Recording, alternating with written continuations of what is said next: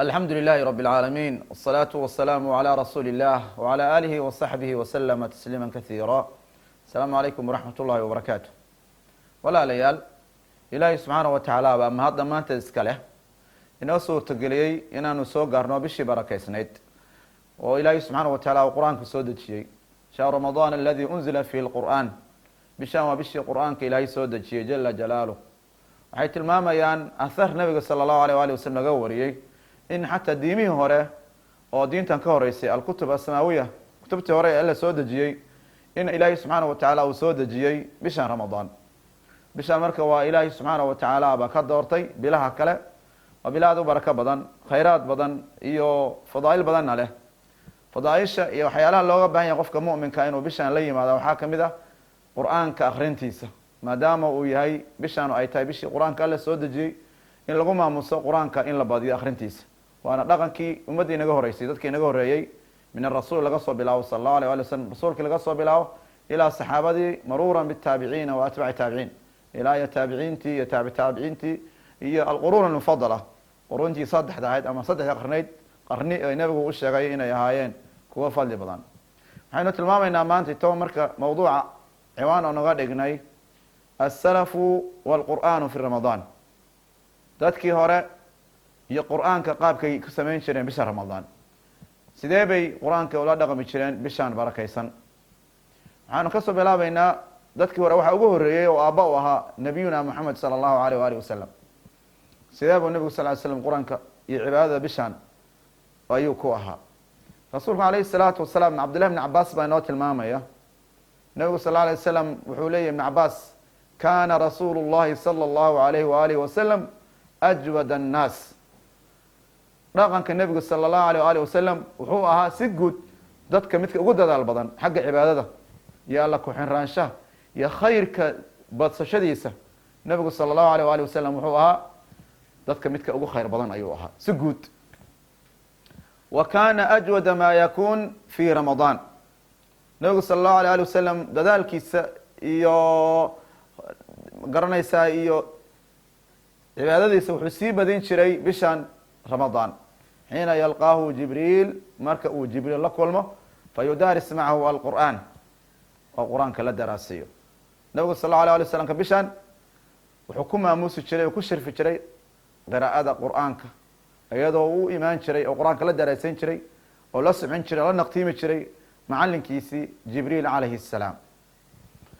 salafkii raximahum llahu tacaala waradia allahu canhum jamiica qur-aanka aada iyo aad ayay maamuus u siin jireen. haddaanu tusaale kasoo qaadano saxaabadii iyo taabiciintii iyo atbaacu taabiciintii, saxaabadii rasuulka sala allahu aleyh waali wasalam waxaynu kasoo qaadanaynaa 3 qof ilaa 4 qof. waxaa kamid a dadkanu tusaalaha usoo qaadanayna cuthmaan bin cafaan radia allahu tacala canhu. waad garanaysaan khaliifkii 3aad ee rasuulka sala allahu aleyh waali wasalam. bishaan sidee buu qur-aanka ula dhaqmi jiray? waxaa inoo soo warinaya dadkii la joogay iyo taabiciintii. waxay inoo warinayaan cuthmaan bin cafaan radia allahu tacala canhu bishaan ramadaan inuu qur-aanka mar keliya ku tukan jiray, hal ragca waaxida, ragcad keliya inuu ku tukan jiray radia allahu tacala canhu. kaana cuthmaanu radia allahu tacala canh, cuthmaan bin cafaan wuxuu ahaa yaqra'u lqur'aana kulahu fi ragcatin waaxida, mid qur-aanka oo dhan akriya hal ragcad buu ku akrin jiray oo salaada taraawiixda u tukanaya, min suurati alfaatixa ilaa suurati الnaas ragcatan waaxida fi qiyaamin waaxid ayuu ku akrin jiray radia allahu tacala canhu. tamiim daari oo saxaabi ahaa, asna oad garanaysaan oo mashhuur ahaa, sidaasoo kale isaguna wuxuu ku akrin jiray qur-aanka fi rakcatin waaxida. wa kanat caaishata radia allahu tacala canha, kanat caaishatu radia allahu canha, caaishana waxay ahayd tafcalu kadalik, sidaasoo kale ayay samayn jirtay oo qur-aanka waxay ku tukan jirtay fi ragcatin waaxida. haddaynu u imaano taabiciintii, kathiir min ataabiciin yaa laga soo wariyaa inay qur-aanka ku akrin jireen ragcatan waaxida oo fi leylatan waaxida ay ku tukan jireen, ama habeenkii labadiisa qaybood ba midda mar dhamayn jireen qur-aanka. hadaynu tusaalahaan usoo qaadano imaam الzuhri muxadidkii weynaa, wuxuu qur-aanka ku dhamayn jiray labada gelinba waa dhamayn jiray raximah llahu tacaala. fi nahaar gelinka magaranaysaa hore iyo gelinka dambeba kana yaktim alqur'aan. ibrahim الnaqaci waad garanaysaan taabici ahaa oo min aimati اlmufasiriina taabiciin kamid ahaa. qur-aanka wuxuu dhamayn jiray maalintiina waa khatami jiray, hameenkiina waa khatami jiray raximahum allahu tacala ajmaciin. imaam malik oo raggii taabiciinta ahaa, taabiciintii soo gaaray, wuxuu samayn jiray isagu marka bisha ramadaan ay soo gasho, siday ka warinayaan xertiisu, kaana yafiru min majaalis alcilm wa majaalis alculamaa, wuxuu ka carari jiray oo ka tegi jiray majaalista cilmiga. kaana wadiifatu imaam malik shaqadiisa shaqo kala ma lahayn, shaqadiisa xirfadiisa waxay ahayd dadka inuu cilmiga baro. bishaan markii timaado oo la gaaro bisha ramadaan waa uu ka tegi jiray majaalista cilmiga. wayaqbal calى tilaawati اlqur'an fi lmusxaf, qur-aanka inuu akriyo inuu bilaabi jiro musxafka ka akriyo raximah allahu tacaala. imaam abu xaniifa waad garanaysaan oo imaamkan weyn oo madhab kale ah, qur-aanka wuxuu dhamayn jiray 60 mara fi lyawm fi shahr, 60 jeer ayuu dhamayn jiray bisha ramadaan, bimacnaa 24 sacba wuxuu dhamayn jiray laba goor. imaamu shaafici raximah llahu tacaala wuxuu dhamayn jiray bisha ramadaan qur-aanka 60 mara, 60 jeer buu dhamayn jiray oo aysan kamid ahayn qur-aankii uu ku tukaday salaada taraawiixda. 60 jeer oo qira'a caadi ah ayuu imaamu ashaafici raximah llahu tacaala ayuu qur-aanka dhamayn jiray bishaan barakaysan ramadaan. imaam moxamed ibn ismaaciil albukhaariyi, muxadidkii wanaad garanaysaan raximah llahu tacaala, kaana lahu khatma fi nahaar, maalintii 12 maalintii ah mar buu qur-aanka dhamayn jiray. 30 bishana 3 hameenoo kasta wuxuu ku tukan jiray qur-aanka oo dhamaystiran. marka salafkii raximahum llahu tacaala calaaqada ay la lahaayeen bishan qur-aanka waxay ahayd calaaqada noocaas. imaamu ibnu rajab alxambali markuu ka hadlayo ahaartan hadda aan soo warinay oon sheegnay, markuu sharxaya wuxuu tilmaamay waxaa soo arooray xadiid nabiga ka sugnaatay oo tilmaamaysa qur-aanka inaan lagu dhamayn karin wax 3 beri ka yar, inaan qur-aanka lagu dhamayn karin. ibnu rajab raximah llahu tacaala wuxuu leeyahay nahyigaas wuxuu quseeyaa waa cala almudaawama, waa in la joogteeyo, qofku si joogto ah uu 3 beri wax ka yar qur-aanka ku dhameeyo.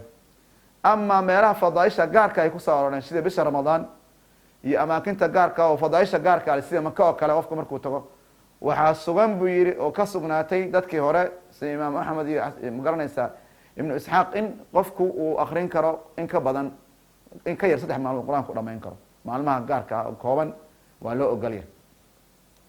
imaamu nawowi raximah llahu tacaala fi kitaabihi atibyan fi aadaabi xamalati اlqur'an wuxuu kusoo arooriyey oo baab dhan oga dhigay sidii ay qur-aanka u akrin jireen dadkii hore oo salafka ahaa.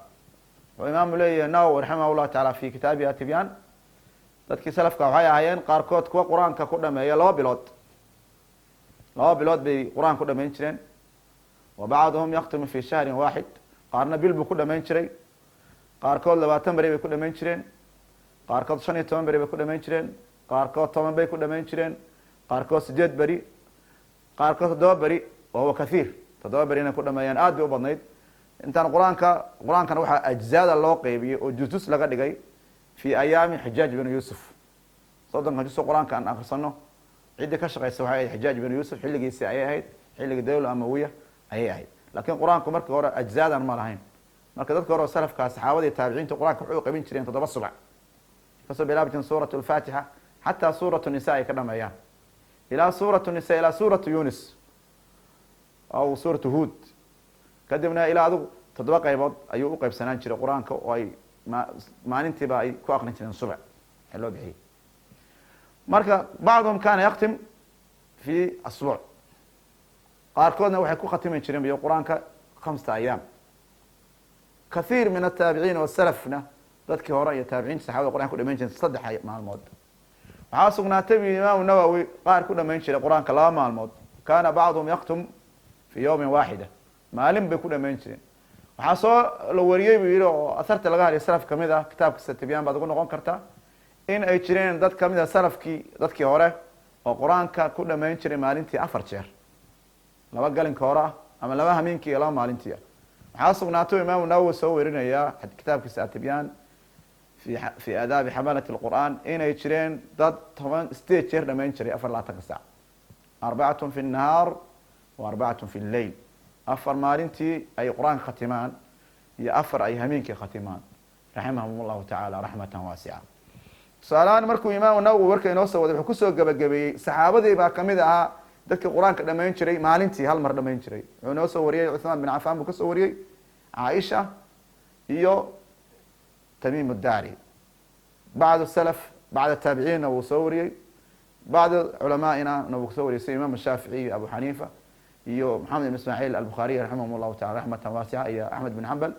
wajazakum allahu khayra. wasalaamu calaykum waraxmat ullahi wabarakatu.